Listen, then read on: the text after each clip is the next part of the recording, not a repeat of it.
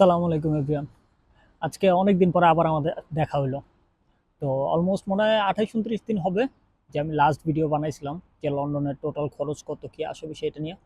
তো আজকে আমরা জানবো যে লন্ডনের চাকরির অবস্থা কেমন, আর তার সাথে জানবো হচ্ছে আমার প্রথম জব পাওয়ার গল্পটা নিয়ে, যে আমি কিভাবে আমার প্রথম জবটা সিকিউর করছি।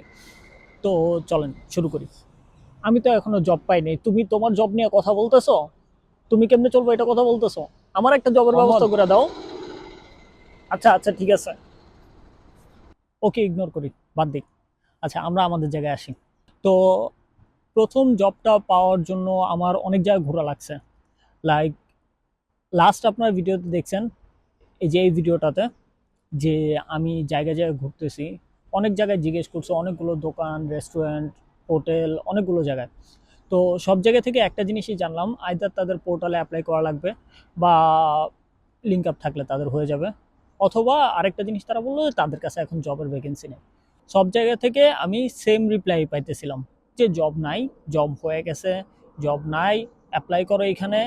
তো একটা জিনিস কি আমি খেয়াল করছি, আমি বহুত জায়গায় অ্যাপ্লাই করছি অনলাইনে, সিভি লাইব্রেরি, ইনডিড, তারপরে রিড, আরও কিছু জব পোর্টাল আছে যেখানে জব পাওয়া যায়। তো আমি ওইখানে প্রত্যেকটা জায়গায় গিয়ে আমি অ্যাপ্লাই করছি, সিভি ড্রপ করছি, কিন্তু কোনো এক জায়গা থেকেও আমি একটা পজিটিভ রিপ্লাই পাইনি।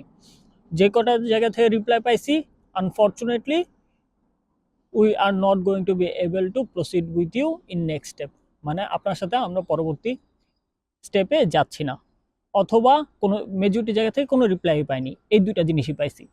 তো আমি অনলাইনে অ্যাপ্লাই করাই বন্ধ করে দিছি, যে সব জায়গা থেকে নেগেটিভ রিপ্লাই পাইতেছি, আর অনলাইনে অ্যাপ্লাই করে কি করব, আমি যাই বাইরে বাইরে ঘুরি।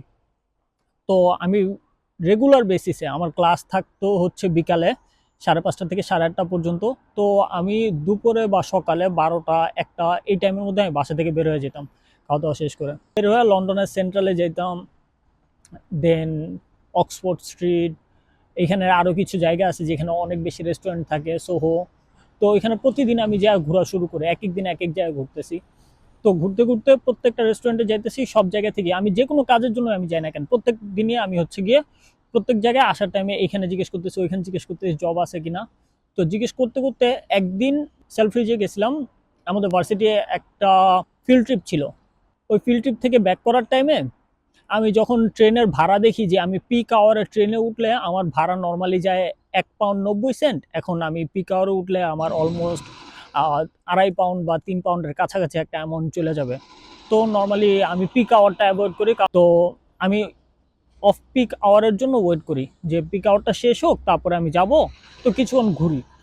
তো ওইখান থেকে হাইটা হাইটা সোহর দিকে যাই, কারণ সোহতে অনেক রেস্টুরেন্ট ছিল। তো ওইখানে ঘুরতেছিলাম একটা পার্কের মধ্যে, দেন পার্ক থেকে বের হইলাম, বের হয়ে আশেপাশে অনেকগুলো রেস্টুরেন্ট ছিল।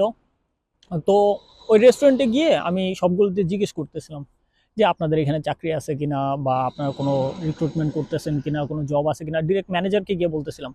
সব জায়গা থেকেই না পাইতেছিলাম। কিন্তু একটা রেস্টুরেন্টে যখন ঢুকি, তখন ম্যানেজারের সাথে যখন কথা বলি যে আপনার কাছে কোনো জব আছে কিনা, তখন ও পরে আমাকে বললো কি চলো আমার সাথে। তো সে কোনো রিপ্লাই দিল না যে হ্যাঁ আছে বা নাই বা কোনো কিছু। সে ডিরেক্ট বললো, সে আমাকে কিচেনে নিয়ে গেছে। তখন উনি বলতেছে যে আমাদের একজন কিচেন পর্টার লাগবে, তো তুমি দেখো তুমি করতে পারবা এই জিনিসটা। আমি পরে বলি যে হ্যাঁ পারবো। সে ইনস্ট্যান্ট আমাকে ওই দিনই ট্রায়াল শিফটের জন্য বলে যে তাহলে আজকে আমি তোমার ট্রায়াল শিফট নিব, তুমি যদি ট্রায়াল শিফট করতে পারো, যে ওকে থাকে সবকিছু, শেফ যদি বলে তাহলে you are good to go. তো আমি ওই দিনই 3 ঘন্টার একটা ট্রায়াল শিফট করি। তো ট্রায়াল শিফট করার পরে দেন আমি চলে আসি, আমার কন্ট্যাক্ট ইনফরমেশন আর আমার সিভিটা তখনই মেইল দিয়ে দিই বের হওয়ার টাইমে। ঠিক 2 দিন পরেই আমার কাছে একটা মেইল আসে, তাদের সেই পোর্টালে আমাকে সাইন আপ করতে বলে অ্যান্ড আমার অ্যাকাউন্ট অ্যাক্টিভ করতে বলে সব কিছু। তো তখন বললাম ম্যানেজারের সাথে ফোন দিয়ে যে আমার কাছে এমন একটা মেইল আসছে এই বিষয়, তো এটা আমি কি করব। তখন ম্যানেজার বললো যে দেখো তুমি ওটাতে সাইন আপ করার পরে তুমি তোমার রোস্টার পাওয়া যাবা, যে তোমার কবে কবে কাজ থাকবে। তো তখন আমি গিয়ে বুঝলাম যে ওকে তারা আমাকে হায়ার করে ফেলছে, বা আমার জবটা কনফার্ম হয়ে গেছে এখানে। এখানে পেটা প্রচুর ভালো কম্পেয়ার টু আরো অন্যান্য জায়গায়, যেমন লন্ডনের বর্তমান প্রতি ঘন্টার ওয়েজেস হচ্ছে কি 11 পাউন্ড 44 সেন্ট, যেটা এই মার্চে চেঞ্জ হবে, চেঞ্জ হয়ে এটা যেটা 12 পাউন্ড 50 সেন্ট অথবা 13 পাউন্ড 50 সেন্ট এমন একটা ফিগারে আসবে। এটা হচ্ছে আওয়ারলি ওয়েজেস হয়ে যাবে। তখন আপডেট হইতেছে, মার্চের পর থেকে এটা চেঞ্জ হবে। এখন হইতেছে আমি যখন তাদের কাছে আওয়ারলি ওয়েজেসের সিস্টেমটা দেখলাম তাদের ওয়েবসাইটে, তখন দেখলাম যে আমার আওয়ারলি ওয়েজেস 13.5 পাউন্ড ধরা হয়েছে। তো আমি তখন খুশি মোটামুটি। তো আমি রোস্টারও পাইলাম পরের উইকের কাজের জন্য, যে আমার উইকে 2 দিন করে দিতেছে। কাজও করতেছি, চলতেছে। এখন পর্যন্ত আমি 3 সপ্তাহ কাজ করছি। 3 সপ্তাহে যেখানে আমার 60 ঘন্টা হওয়ার কথা, তো ফার্স্ট উইক তো আমার বাদ গেছে। ওই 3 সপ্তাহে 60 ঘন্টার জায়গায় আমার হয়েছে 22 ঘন্টা।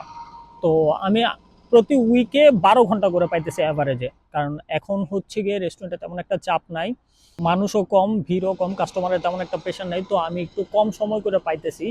তো এটা হয়তোবা ফেব্রুয়ারির পরে হয়তোবা আমাকে 20 ঘন্টা করে দিবে। আর মার্চের দিকে তো সেমিস্টার ব্রেকই আছে, তখন হয়তোবা 40 ঘন্টা বা 30 ঘন্টার উপরে পাবো উইকলি। তো এখন আমাকে 12 ঘন্টা করে দিতেছে। 13.5কে 12 দিয়ে গুণ করেন কত আসে, ওটা আপনারা দেখে নিতে পারবেন, বা আমি যে এখানে অ্যাড করে দিব। আর হচ্ছে গিয়ে 22 ঘন্টা টোটাল করছি, 22 ঘন্টার অ্যামাউন্টটাও এখানে আপনারা পাওয়া যাবেন, এই যে এখানে। ঠিক আছে, আপনারা এখানে পাওয়া যাবেন টোটাল কাহিনী আমি কিভাবে জবটা পাইলাম। আর যদি বলি লন্ডনে বর্তমান জবের অবস্থা, ভাই বিশ্বাস করেন লন্ডনে এখন জব বলতে গেলে আছে, অনেক জব আছে, কিন্তু মেজরিটি জব হচ্ছে কি আপনার রেফারেন্সের মাধ্যমে হয়ে যায়। যেমন আমার কোনো পরিচিত লোক ছিল না, বা আমার কোনো নোন পার্সন নাই লন্ডনে যে আমাকে জব দিতে পারবে বা যে আমাকে হেল্প করতে পারবে। তো আমি মনে করি যে মেজরিটি মানুষেরই থাকে না, যে আপনার যখন পরিচিত লোক নাই তখন লন্ডনে এসে একটা জব সিকিউর করা অনেক কষ্ট। কারণ এই জায়গাটা আমরা মনে করি যে হ্যাঁ আমরা ইউকেতে আসতেছি, লন্ডন হচ্ছে গিয়ে সেন্ট্রাল বা এখানের মেইন হাব, লন্ডনে গেলেই অনেক ভিড়, অনেক মানুষ, জব ইজিলি পাওয়া যাব। ব্যাপারটা কাহিনী হচ্ছে আমরা ঢাকার সাথে কম্পেয়ার করে ফেলি অনেক সময়, যেটা কিনা আমি নিজেও করছিলাম। তো আমি এইভাবে চিন্তা করছিলাম যে আমরা ঢাকার মধ্যে তো আমরা জব পাইতেছি, কিন্তু একটু কষ্ট হইতেছে, জব তো পাইতেছি। লন্ডনেও আমরা এইভাবেই পাই যাবো, যেখানে সেন্ট্রাল, এখানে হাব, এখানে সব আছে। কিন্তু ব্যাপারটা না এখানে টোটালি উল্টা। আপনার লন্ডনের থেকে লন্ডনের বাইরে জবের পরিমাণ অনেক বেশি। আপনি যদি ম্যানচেস্টার যান, লিভারপুল যান, বা আশেপাশে অনেকগুলো স্টেট আছে, আপনি যদি ওই জায়গাগুলোতে যান না, আরো ইজিলি জব সিকিউর করতে পারবেন। এখানে আইসা আপনার লাইক ওইখানে গিয়ে আপনার 2-3 মাস বসে থাকা লাগবে না জব ছাড়া, বা ওইখানে আপনার না খাওয়া মরা লাগবে না অ্যাটলিস্ট। আপনি বার্মিংহাম, ব্রিস্টল, দেন ম্যানচেস্টার, লিভারপুল, আরও অন্যান্য স্টেটগুলিতে ওইখানে না আপনি ইজিলি জবটা সিকিউর করতে পারবেন। আর ওইখানে ভ্যাকেন্সি অ্যাভেলেবেল থাকে। যেমন এমএনএসে আমি যখন অ্যাপ্লাই করতে গেছি, এমএনএসে দেখতেছি ব্রিস্টলে চাইতেছে, বা তারা ম্যানচেস্টারের জন্য লোক চাইতেছে পার্ট টাইমের জন্য, কিন্তু লন্ডনের ভিতরে পার্ট টাইমারের কোনো জবই আমি দেখি না এমএনএসে, অনেক রেয়ার। আর থাকলেও ওইটা হচ্ছে কি ইন্টারনালি যখন ওরা রিক্রুটমেন্ট প্রসেসটা ছাড়ে, ইন্টারনালি লাইক যে তোমার কোনো পরিচিত লোক আছে কিনা তাকে বলো, আগে তার ইন্টারভিউ নেই, তার যদি ওকে থাকে তাকে নিয়ে নিব, দেন আমরা না পাইলে আমরা বাইরে যাবো। ব্যাপারটা এমন হয়ে যায় এই জায়গায়। সময় আমি আপনাদেরকে এখন সাজেস্ট করবো যে আপনারা যদি চিন্তা করেন যে ভবিষ্যতে আপনারা লন্ডনে আসবেন, ইউকেতে আসেন, ইউকেতে আইসা যদি চিন্তা করেন যে না আমি লন্ডনে থাকবো, লন্ডনে লেখাপড়া করব, লন্ডনেই সব করব, আমি বলবো যে দ্বিতীয়বার একটু চিন্তা করে দেখেন। কারণ লন্ডনে একটা জব পাওয়া অনেক কষ্ট।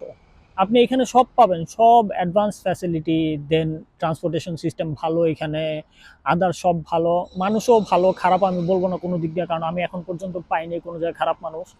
তো মানুষও ভালো, সব দিক দিয়ে আপনার জন্য ভালো। কিন্তু আপনি যখন একটা জব না পাইবেন, তখন আপনার জন্য প্রত্যেকটা জিনিস কষ্টকর হয়ে যাবে। আপনার বাসা ভাড়া, খাওয়া দাওয়া, থাকা, চলাফেরা, আপনার এখানে ট্রান্সপোর্টেশন যেই কস্ট, সেই কষ্ট দেওয়াটা কষ্ট হয়ে যাবে। যেমন মাঝে মধ্যে আমার নিজেরও কষ্ট হয়ে যায় যে ট্রান্সপোর্টেশন কস্ট এত টাকা প্রতি মাসে যেতেছে, 100 পাউন্ড 150 পাউন্ড মাসে যেতেছে কাজের জন্য, ভার্সিটির জন্য, সব জায়গায় মিলে। তো এটা অনেক বড় একটা অ্যামাউন্ট হয়ে যায়, যেটা লন্ডনের বাইরে তুলনামূলক কম। আর ওইখানে আপনার সেভিংসের পরিমাণ বেশি থাকবে কম্পেয়ার টু লন্ডন, কারণ লন্ডনে সেভিংস করাটা একটু টাফ। আর আরেকটা মজার বিষয় কি, এখানে আপনি যদি চিন্তা করেন যে আমি যেটা চিন্তা করছিলাম, আমিও মনে করি যে বাকি স্টুডেন্টরাও সেমভাবেই চিন্তা করবে যে আমরা আসব, এখানে ফুড ডেলিভারি কাজ করব, জব না পাইলে আমাদের জন্য ইজি হয়ে যাবে। কিন্তু লন্ডনের ভিতরে যে ফুড ডেলিভারির চিন্তা করেন, হ্যাঁ অনেকে করতেছে, আমি দেখতেছি অনেক মানুষই করতেছে, কিন্তু লন্ডনের ভিতরে food delivery as a student এটা টোটালি ব্যান করা, যে স্টুডেন্টরা ফুড ডেলিভারি কাজ করতে পারবে না। আর যদি কোনো স্টুডেন্ট করেও, বাই এনি চান্স যদি হোম অফিসের কাছে ধরা খায়, তাহলে সাথে সাথে ডিপোর্ট হয়ে যাবে। গত কয়েকদিন আগে এখানে লন্ডনের ক্যানিং টাউনে একটা রেড বসায় হোম অফিস, যেখানে প্রতিটা রাইডারকে, ফুড ডেলিভারি অ্যাপের রাইডারকে, মপেড হোক সেটা স্কুটার হোক বা সাইকেল হোক বা যাই হোক, গাড়ি হোক, প্রতিটা রাইডারকে থামাইতেছে, থামায় তাদের ডকুমেন্টস চেক করতেছে।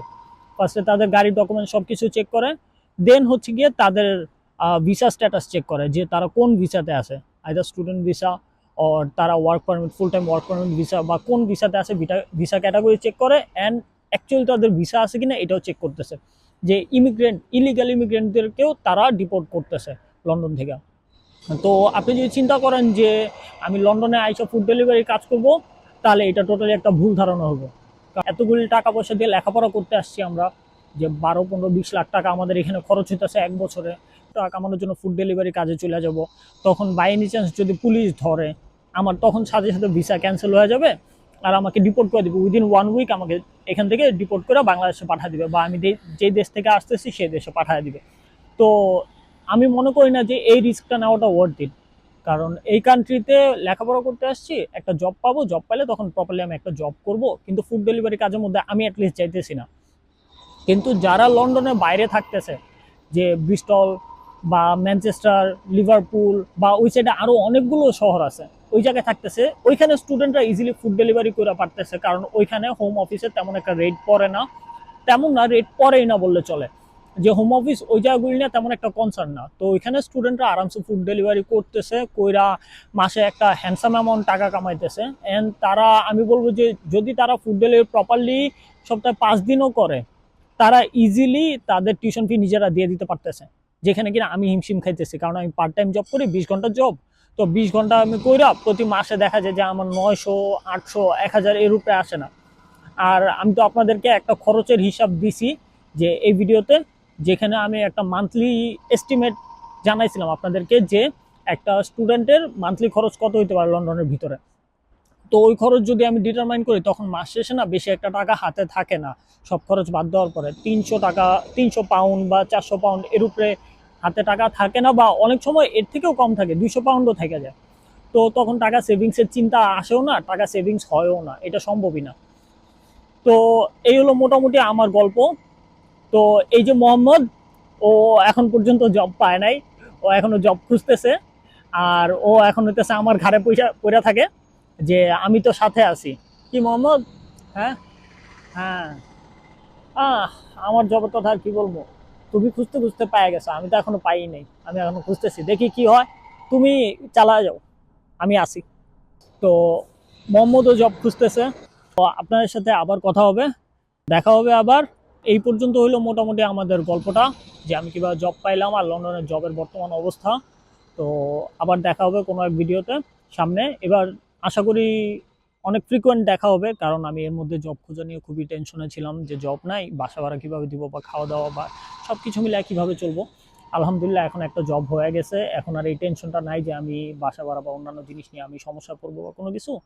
তো আশা করি যে আমি আপনাদেরকে ক্ল্যারিফাই করতে পারছি যে টোটাল জিনিসটা, যে লন্ডনে আসতে গেলে একটু দ্বিতীয়বার চিন্তা করেন যে লন্ডনে আসবো কিনা, অন্যান্য শহরে যাব। কারণ আপনার এখানে থাকা, খাওয়া, চলাফেরা, ভার্সিটি আর অন্যান্য জিনিসও খেয়াল রাখতে হবে। সব কিছু বিবেচনা করে একটু ডিসিশন নিয়েন যে আইদার লন্ডনে আসবেন না লন্ডনের বাইরে যাবেন, আপনার জন্য কোনটা বেনিফিশিয়াল। সুযোগের ব্যাপারে সবসময় চিন্তা করেন, বা কিভাবে চলবেন তা চিন্তা করেন। আর আপনাদের সাথে আবার দেখা হবে আরও কিছু ইনফরমেশন নিয়ে সামনের ভিডিওতে। আল্লাহ হাফেজ, সালাম আলাইকুম।